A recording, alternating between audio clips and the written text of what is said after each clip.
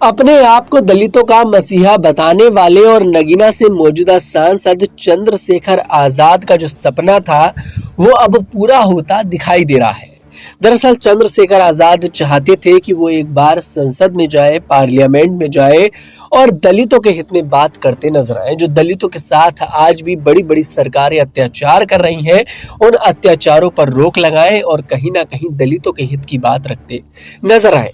उन्होंने नगीना सीट से चुनाव भी इस बुनियाद पर ही लड़ा था कि मैं दलितों की आवाज संसद तक पहुंचाऊंगा, आप लोगों की आवाज भी पहुंचाने वाला कोई होना चाहिए।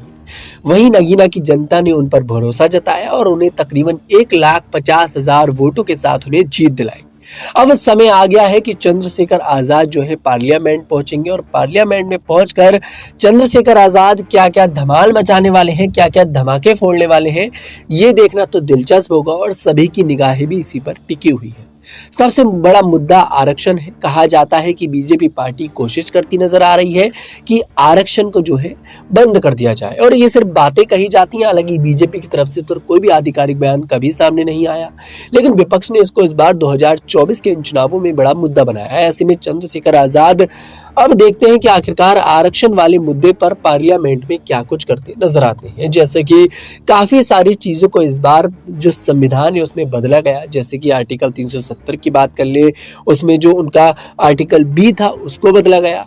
अब ऐसे में कहीं ना कहीं देखते हैं कि जिस तरह से संविधान को बदलने की कोशिश जो की जा रही है, पूरे संविधान को नहीं, बस कुछ ऐसे मुद्दों को जिन्हें बदलना भी शायद कहीं ना कहीं हित में साबित होता है, तो क्या चंद्रशेखर आजाद उसमें साथ देंगे या फिर नहीं।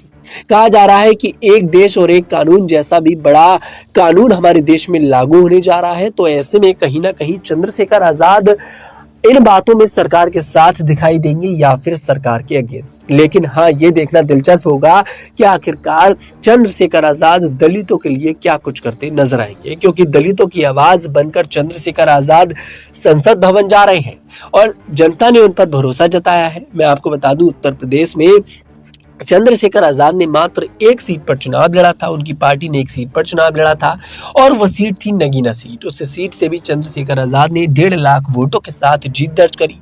वहीं मायावती, जो कि दूसरी मसीहा बताई जाती हैं दलितों की, बीएसपी पार्टी की चीफ हैं, जिन्होंने उत्तर प्रदेश में कई बार राज भी किया है, उन्होंने पूरे देश में 432 सीटों पर चुनाव लड़ा, उत्तर प्रदेश की 80 लोकसभा सीटों पर चुनाव लड़ा। लेकिन दुख की बात यह है कि मायावती एक भी सीट नहीं जीत पाती है। अब ऐसे में कहीं ना कहीं बीएसपी का सुपड़ा उत्तर प्रदेश से साफ होता नजर आ रहा है। अब देखते हैं कि चंद्रशेखर आजाद किस तरह से मायावती की जो जगह थी उस पर बैठते नजर आएंगे, क्योंकि कहीं ना कहीं मायावती का मुकाम आज भी चंद्रशेखर आजाद से काफी ऊपर है। आपको क्या कुछ लगता है कमेंट सेक्शन में जरूर बताइएगा। अगर आपको हमारा वीडियो पसंद आया, हमारे वीडियो को लाइक करें, शेयर करें और हमारे चैनल को जरूर सब्सक्राइब